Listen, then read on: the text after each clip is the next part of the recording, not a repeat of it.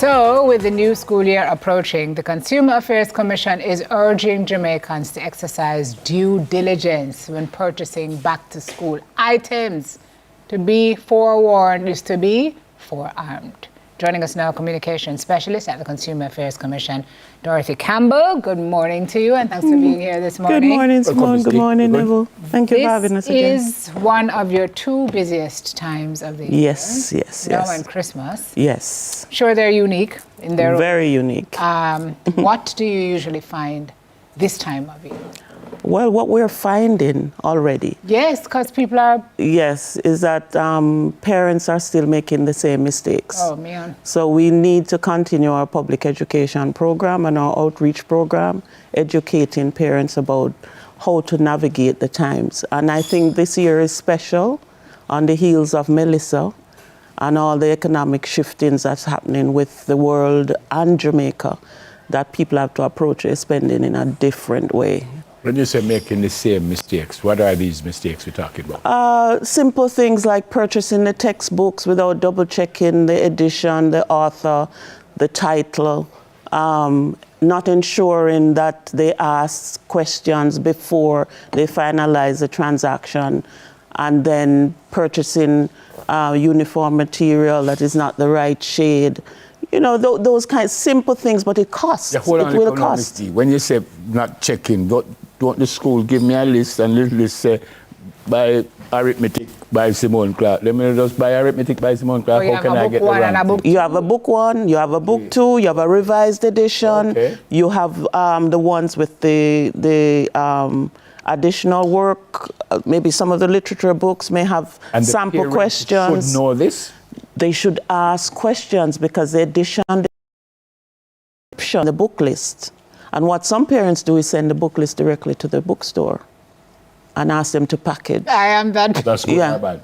That's excellent, because then the onus is on the bookstore if an error is made. So you can go back and get redress. This is the wrong book, and they will give you the right one. And they are familiar with the school, the grade, so they know, the clerks know what I hear books. You, and I don't want to belabor the point, and I hear Simone, but what you get from the school doesn't tell you exactly what you... Yes, it tells you. So then how come I make that? Because sometimes parents will go from visuals. So they see a picture on a cover. And some of these books, I don't know how long you've been looking at textbooks, Never, but some of these books have the same graphics design on the front. It's just a simple prose. It really poetry, is not a prose. Mistake to make. It's not a difficult mistake to make. In a rush, you see first aid in English, you grab the first aid in English, and then when you reach the school, you realize it's first aid in English. No, I just want to be clear, because I thought it was very clear that, you know, you want first aid in English by Simone Clark, and I go and ask first aid in English the title is there, the edition is there, and so on, but sometimes the graphic design for parents who are in a rush, who may not take the time to read and so on, may pick up the wrong book. So we're asking them to just ensure that So why would I come to you if the mistake was on me? Because they need help.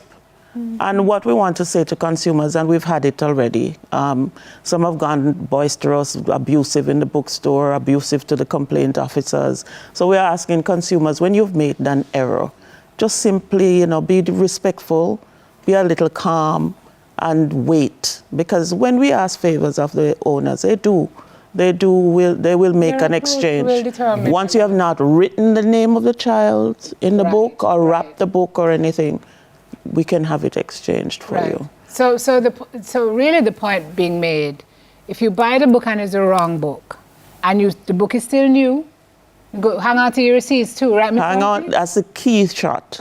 Anything at all you purchase, hang on to your receipts. That's your ID. That's the information that is going to verify that you did make the purchase. And we want to say to consumers, if the bookstore offer you a credit note, accept it, because they don't have to take a textbook back. Facts. So you have to double check that list to ensure. You have to double check their policy. No from refund. Yeah, which is what I was going to say. So explain when you said they don't have to take it. They don't have to take the actual textbook back. Right? They can offer you a credit note because we're in the throes of back to school. And you have to understand too, we are pro-consumer, but without the businesses, we have no service. So we have to understand that when a bookstore is in the throes of providing textbooks, it means that they have a slight window for these sales.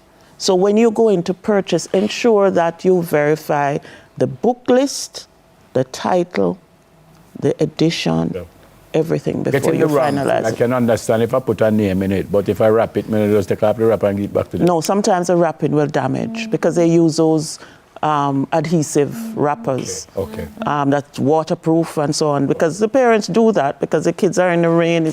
Well, we hope it's rainy season again, and the books will get damaged, so they use those wrappers over it. Yeah. So, But also, you make a good point. You know, customer is always right is not always right. no, it's not always. If you approach humbly, a bookstore is more likely, or an entrepreneur's vendor is more likely to help you than if you go in there acting as if you have a right to help. Yeah. There's a list that you put on. Ornella, can we put that list back up? I think one said plan before you shop.